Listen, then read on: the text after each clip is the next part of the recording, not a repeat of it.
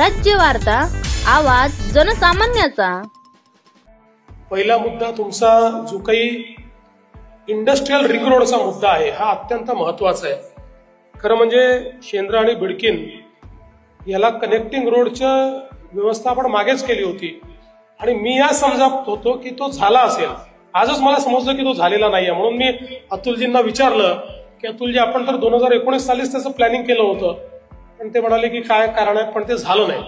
त्यामुळे मी आपल्याला आश्वस्त करतो की हा जो इंडस्ट्रियल रिंग रोड आपण म्हटलेला आहे हा निश्चितपणे आपण या ठिकाणी करू। ही कनेक्टिव्हिटी जी आहे ही कनेक्टिव्हिटी या ठिकाणी आपण तयार करू। आणि एक आपण इंडस्ट्रियल एक्झिबिशन सेंटर जी 50 एकर जागा आपण मागे ठेवली होती, खरं म्हणजे मला असं वाटतं की आपण सगळ्यांनी जर प्रयत्न केला तर आपण या एक्झिबिशन सेंटरमध्ये ज्यांना अशा प्रकारचं एक्झिबिशन सेंटर चालवण्याचा अनुभव आहे अशा कोणाला तरी आणलं पाहिजे। आणि ही गोष्ट खरी आहे की पहिल्या दिवशीपासून काही त्याचं कमर्शियल प्रपोजिशन व्हायबल होणार नाही। माझी तयारी अशी आहे की जर आपण योग्य प्रकारे कॅल्क्युलेट केलं तर जी काही व्हायबिलिटी गॅप आहे त्या व्हायबिलिटी गॅपचं फंडिंग महाराष्ट्र सरकारच्या वतीनं आम्ही करू, जेणेकरून एक केवळ 2 हॉल नाही तर एक चांगलं सुसज्जित अशा प्रकारचं एक्झिबिशन कम कन्व्हेन्शन सेंटर हे जर आपल्याला या ठिकाणी तयार करता आलं आणि व्हायबिलिटी गॅप फंडिंग जर आपण केली तर मला वाटत नाही की आज काही अडचण आहे, कारण आता इतक्या मोठ्या प्रमाणात या सगळ्या गोष्टींचा उपयोग हा त्या ठिकाणी होतो। त्यामुळे आपण पहिला प्रयत्न हा केला पाहिजे की एक चांगलं एक्झिबिशन कम कन्व्हेन्शन सेंटर करूयात, त्यात जे लोक एक्सपर्ट आहेत त्यांना बोलवूयात आणि आपल्यालाही लक्षात येतं की याला ब्रेक इव्हन येण्याकरता किती वर्ष लागतील, त्याचा रिटर्न ऑन इन्व्हेस्टमेंट काय असेल, त्याच्यावर आधारित एक आपण व्हीजीएफचं एक प्रपोजल तयार करू आणि महाराष्ट्र सरकारच्या वतीनं निश्चितपणे आपण त्याला व्हीजीएफ देऊ।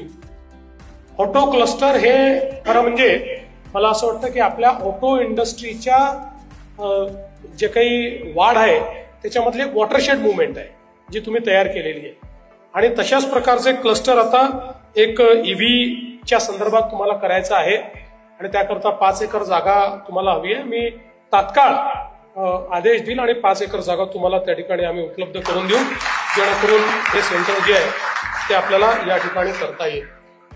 यासोबत आपण फ्लायओव्हरचा एक विषय या ठिकाणी मांडलेला आहे। खरं म्हणजे माननीय गडकरी साहेबांनी मागच्या काळात तो मंजूर केला होता, पण तो नॅशनल हायवे आहे की नाही आहे या वादात तो राहिला आहे।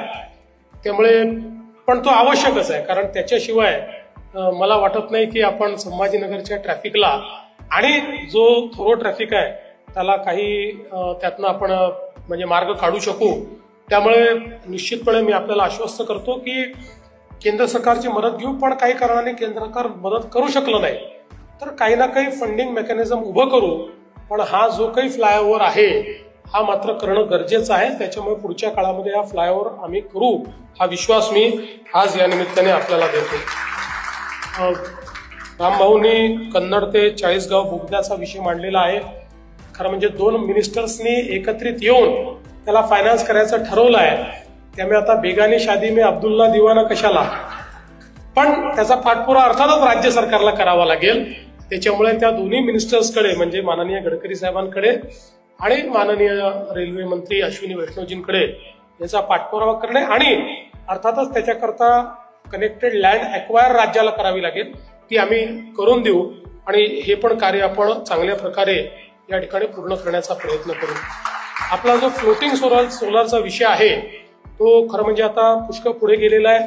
मी ऊर्जा मंत्री असताना तो करार आपण केला होता, त्याच्यानंतर त्याच्यामध्ये एक आपण टप्पा पुढे जातो आहे आणि मी विशेषतः भागवत कराड साहेबांचं अभिनंदन करेन की त्यांनी अतिशय चांगला पाठपुरावा या फ्लोटिंग सोलारच्या संदर्भात केला।